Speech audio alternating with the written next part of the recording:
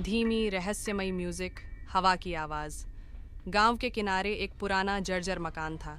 टूटी खिड़कियां, जंग लगा गेट और हर रात वहां से आती अजीब आवाज़ें। लोग कहते थे उस घर में एक बूढ़ी औरत रहती है जिसे सब ग्रैनी कहते हैं। लेकिन वो आम बूढ़ी औरत नहीं थी, वो शिकार करती थी। एक रात 4 दोस्त अमन, रोहित, दीप और साहस दिखाने के लिए उस घर में घुसने का प्लान बनाते हैं। रोहित हंसते हुए बोला, अरे यार, ये सब झूठ है, कोई भूत वूत नहीं होता। लेकिन जैसे ही उन्होंने गेट खोला, कर्कश आवाज, छरार, गेट अपने आप पीछे से बंद हो गया। चारों ने एक दूसरे को देखा और फिर अंदर चले गए। घर के अंदर घुप अंधेरा था। दीवारों पर पुराने फोटो लगे थे, लेकिन हर फोटो में चेहरा खुरचा हुआ था। अचानक ऊपर से आवाज आई, थक थक थक, जैसे कोई लकड़ी की छड़ी लेकर चल रहा हो।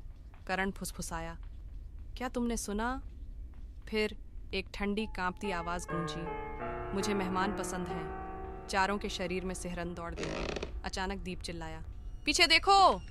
सीढ़ियों पर एक झुकी हुई परछाई खड़ी थी। सफेद बिखरे बाल, लाल चमकती आंखें और हाथ में जंग लगी छड़ी। वो थी ग्रैनी। लाइट अचानक झपकने लगी और फिर सब अंधेरा, सिर्फ घड़ी की आवाज़, टिक टक टिक टक। अमन बोला, सब अलग अलग हो जाओ, उसे कंफ्यूज करते हैं। लेकिन वो उनकी सबसे बड़ी गलती थी।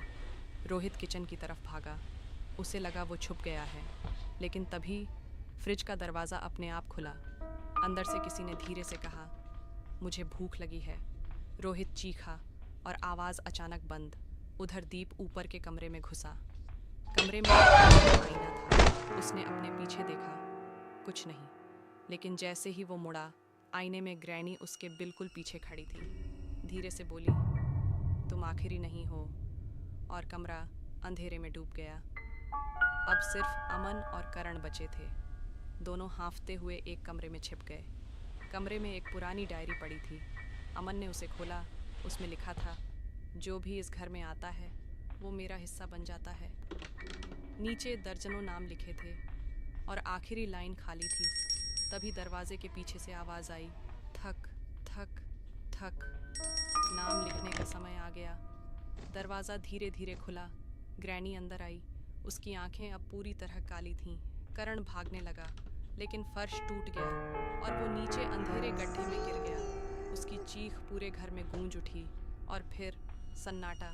अब अमन अकेला था। वो पीछे हटते हटते दीवार से टकरा गया। ग्रैनी उसके सामने थी।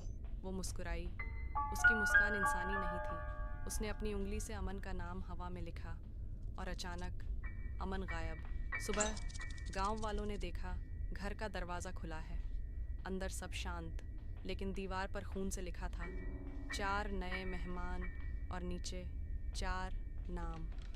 आज भी अगर रात को आपको लकड़ी की छड़ी की आवाज़ सुनाई दे, थक थक थक, तो दरवाज़ा मत खोलना, क्योंकि ग्रैनी अब भी खेल रही है और अगला नाम शायद आपका हो।